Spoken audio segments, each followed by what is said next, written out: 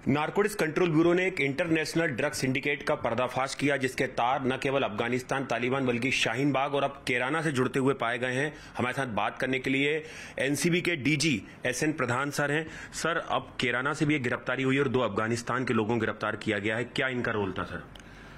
देखिए, रोल तो अभी उद्भेदन की बात है, इन्वेस्टिगेशन की बात है, लेकिन निश्चित रूप से ये तय है कि एक बड़े रैकेट के, एक बड़े नेटवर्क के ये अंग है, हिस्सा है। और ये इस नेटवर्क का दायरा कहां तक जाएगा ये कहना अभी मुश्किल है, लेकिन नेटवर्क काफी बड़ा है, इसमें कोई शक नहीं। तारी बॉर्डर से ड्रग्स पकड़ी गई, 35 किलो ड्रग्स, फिर एनसीबी ने पकड़ी और अब 50 किलो ड्रग्स। क्या लग रहा है सर, ये पूरे सबके तार एक साथ जुड़े हुए हैं और दिल्ली आकर ये ठहरते हैं सर? इससे ज्यादा बेहतर ये कहना होगा कि जो नेटवर्क्स हैं, इसमें नेटवर्क से नेटवर्क जुड़ा हुआ है और हर नेटवर्क का जोड़ और कहीं ना कहीं तार दूसरे नेटवर्क से जुड़ा हुआ है और उसमें कहीं किंगपिन है। हो सकता है इस किंगपिन का एक जत्था कहीं दुबई में बैठा हुआ हो, कहीं मिडिल ईस्ट में बैठा हुआ, उनके हैंडलर्स पाकिस्तान में बैठे हुए हों, अफगानिस्तान में बैठे हुए हों, भारत में बैठे हुए हों। तो इसलिए इसका, जैसा कि मैंने कहा, उद्भेदन होना बहुत जरूरी है और सही ढंग से होना जरूरी है। सर, जिस तरह से मुजफ्फरनगर से रहने वाले एक शख्स की गिरफ्तारी आपने की जो शाहीन बाग में रह रहा था, उसके बाद कैराना में एक शख्स रह रहा था, सर ये वो इलाके हैं सर जो हिंसा से प्रभावित हुए हैं, काफी विवादित रहे हैं। तो क्या आपको लग रहा है सर कि ये कैराना वाला जो शख्स है, इसका क्या रोल था सर इस पूरे मामले में? जो अहमद बताया जा रहा है, जो दुबई में बैठा शख्स है, उसका भाई है सर।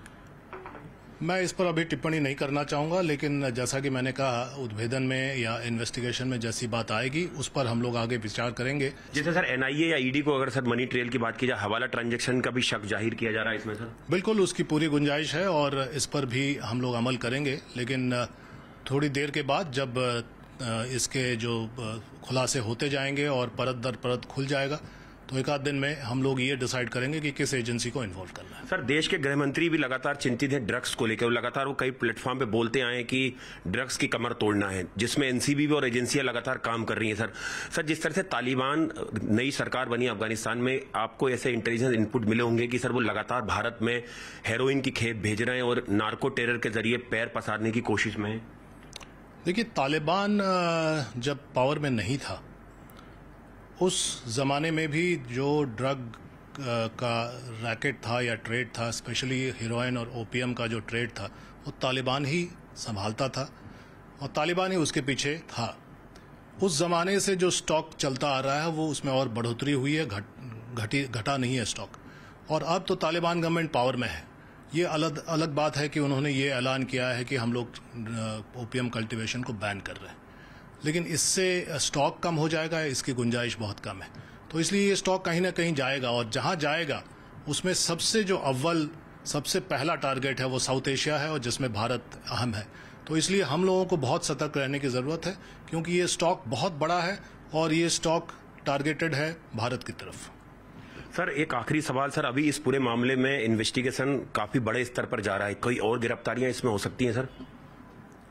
गिरफ्तारियां भी हो सकती हैं और उद्भेदन हो सकता है और भी तार जुड़ते जाएं और जैसा कि मैंने कहा, नेटवर्क ऑफ नेटवर्क्स मिलता जाए, इसकी भी संभावना है, लेकिन इसमें समय भी लग सकता है।